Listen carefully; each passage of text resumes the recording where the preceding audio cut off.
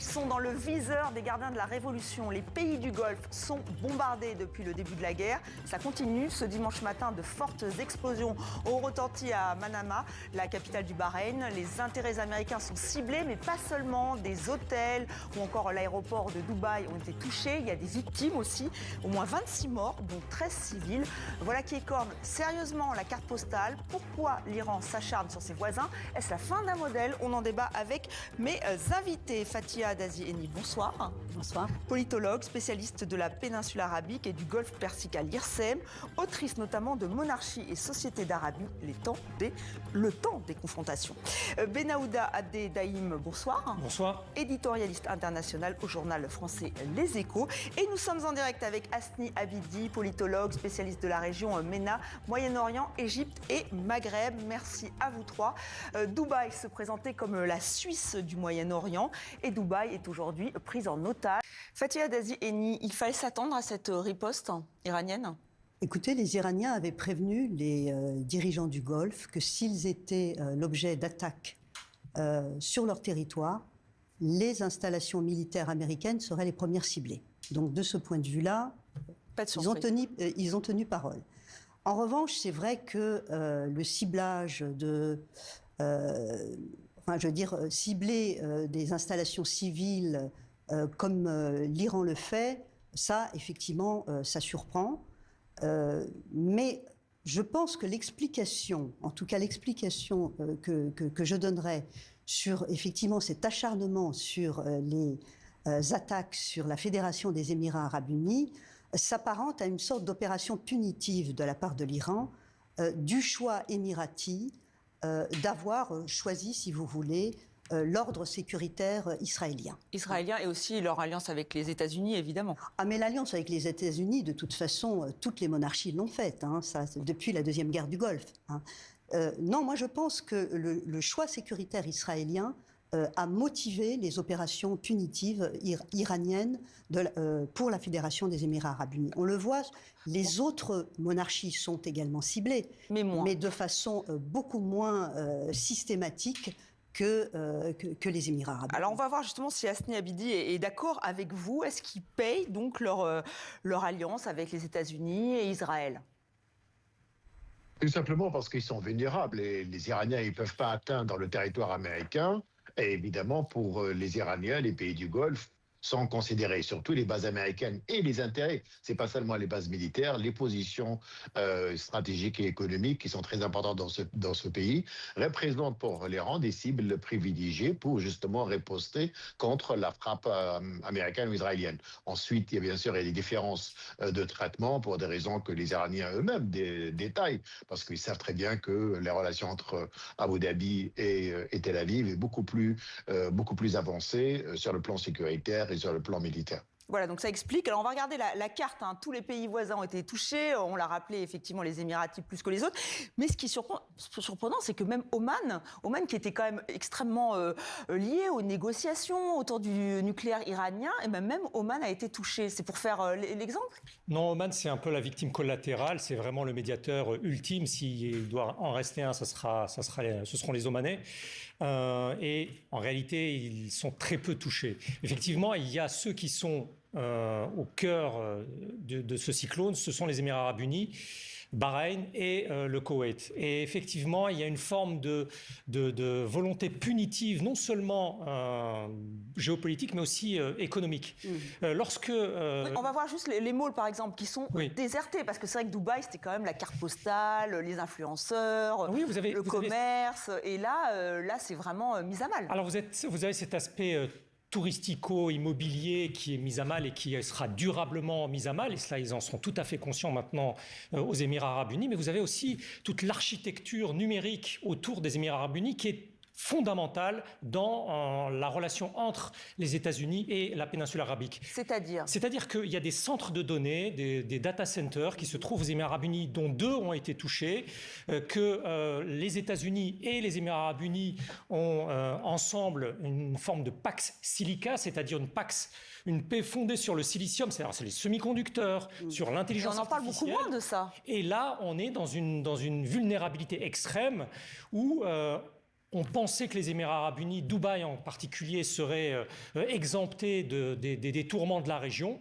Mais maintenant, lorsqu'on voit que AWS, la filiale cloud de Amazon, est touchée et qu'elle-même, Amazon, dit « Allez, mettez vos données critiques ailleurs que dans cette région-là », on touche vraiment au récit, au cœur du récit des Émirats arabes unis, qui est celui de la paix et de la paix avancée et de la paix du numérique. Alors pour l'instant, les dirigeants de tous ces pays du Golfe n'ont pas beaucoup réagi, si ce n'est le président émirati, puisqu'effectivement, ce sont eux les plus ciblés. On va l'écouter, c'était le 7 mars dernier. Que Dieu protège les Émirats, qu'il protège son peuple et qu'il protège tous ceux qui y vivent dans l'honneur et la sécurité. Et je promets à tous, nous en sortirons plus forts. Donc voilà, il est optimiste ou pas, le président émirati, Fathia? Écoutez, il faut bien qu'il fasse illusion. Très clairement, il subit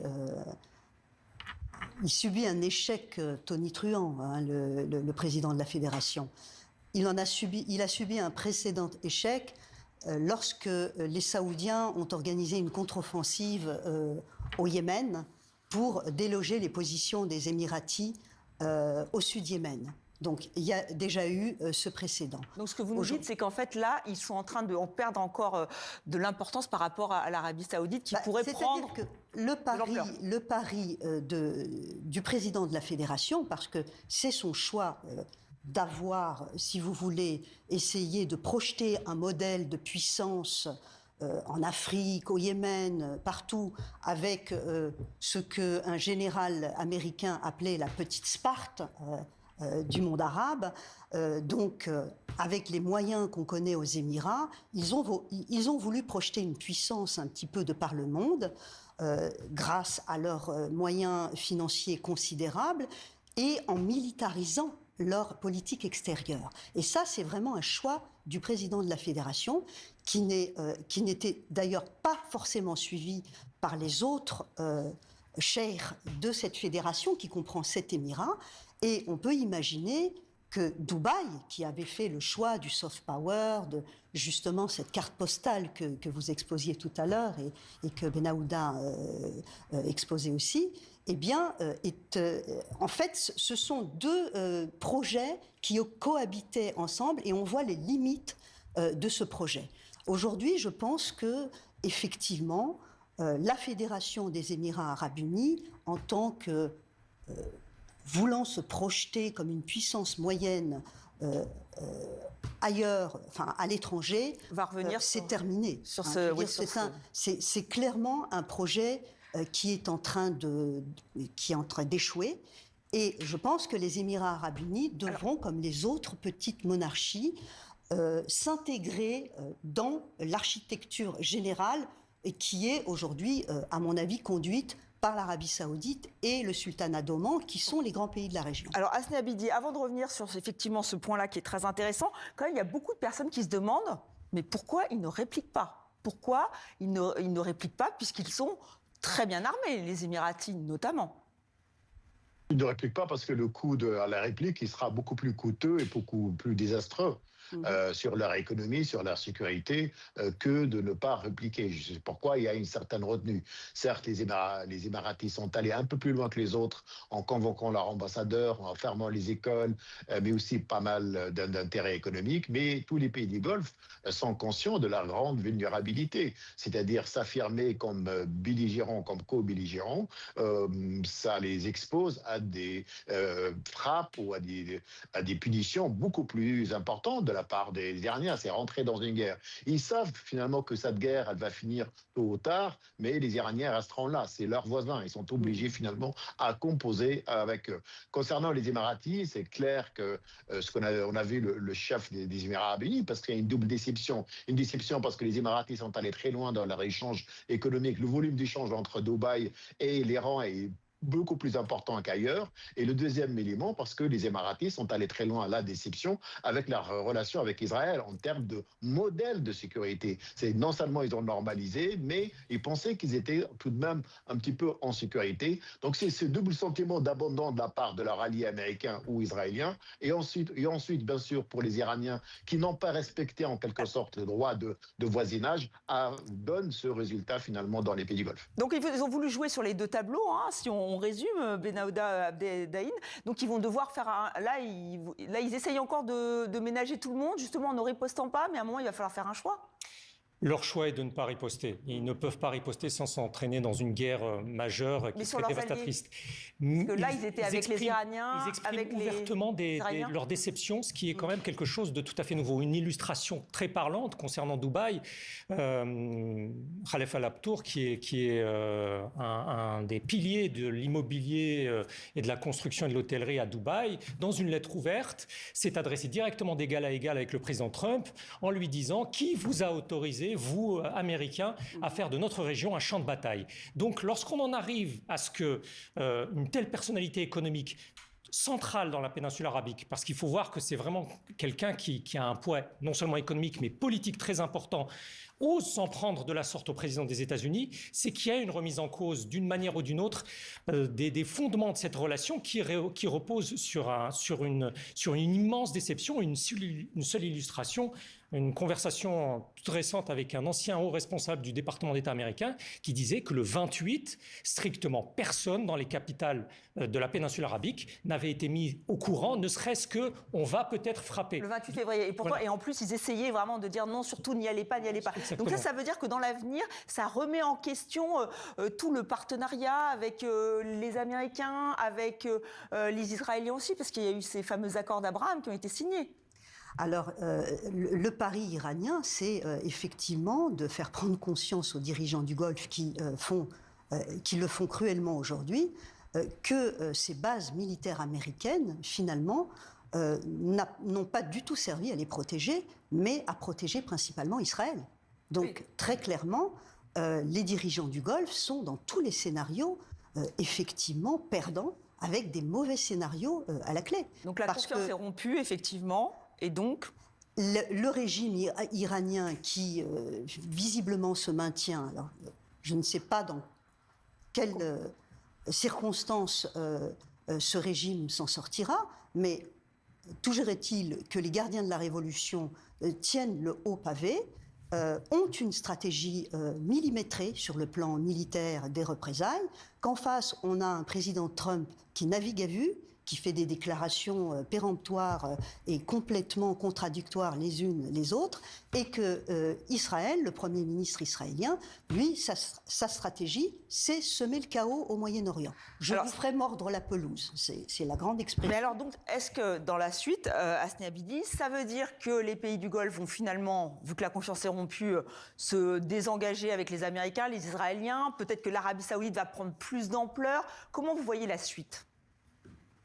Ça va être difficile pour les pays du Golfe de s'émanciper complètement du parapluie sécuritaire américain. Ils n'ont ni les moyens ni les compétences et ils ne sont pas tous, d'ailleurs, n'ont pas tous la même position concernant la relation avec les États-Unis. Qui, je pense, elle va continuer, mais il y a des questions qui se posent. La pertinence de l'exclusivité du partenariat américain se pose carrément. C'est pour ça qu'on a vu un rapprochement entre l'Arabie Saoudite et le Pakistan. Mais attention, cette question de partenariat, elle se pose aussi avec la relation de voisinage avec les Iraniens. Les pays du Golfe, j'ai passé une semaine pendant justement du 28 février au 5 mars et tous les chercheurs de la région, notamment au Qatar, au JT, me disaient qu'ils doivent absolument repenser la relation avec les Iraniens. Donc difficile aujourd'hui d'inventer en quelque sorte une nouvelle relation, un nouveau partenariat avec des relations qui sont très mauvaises avec les Iraniens, mais des relations aussi qui sont un petit peu, qui interrogent sur leur durabilité parce que non seulement les pays du Golfe n'ont pas été protégés, mais les Américains leur demandent de protéger leurs bases américaines qui sont dans la région. Effectivement. Alors justement, vous, comment vous pensez que ce partenariat puisse se renouveler ? On sent qu'il y a beaucoup de flou, beaucoup d'incertitudes. Il y aura d'une manière ou d'une autre, et ça fait des années d'ailleurs en réalité que les pays du Conseil de coopération du Golfe le demandent, une révision des fondements de ce pacte avec les États-Unis, de ce pacte stratégique. Mais on est dans une navigation à vue. Il n'y a qu'à voir comment, par exemple, l'armée koweïtienne a abattu 3 avions de chasse américains, des F-15, et que des hauts responsables du Pentagone mettent en cause l'armée koweïtienne pour leur dire vous êtes incapables de regarder, avoir un œil sur les signaux radars. Et donc, on a l'impression qu'eux-mêmes, dans ce pacte, sont en train de découvrir ce que constitue vraiment le pacte, au-delà des considérations générales et au-delà des traités qui ont été signés. Donc il va falloir repenser cela avec, encore une fois, un autre acteur majeur qui est en arrière-plan, qui observe et qui voit ce qui va se passer, c'est la Chine. Comment la Chine, qui est un acteur économique fondamental pour le Koweït, pour les Émirats arabes unis, pour l'Arabie saoudite, etc. Et tout le monde va devoir se repositionner. Et se dire quel pacte je peux passer maintenant avec cette péninsule arabique affaiblie, mais qui a aussi besoin de nous, premier débouché pour eux. Merci infiniment à vous 3 d'avoir participé à ce débat.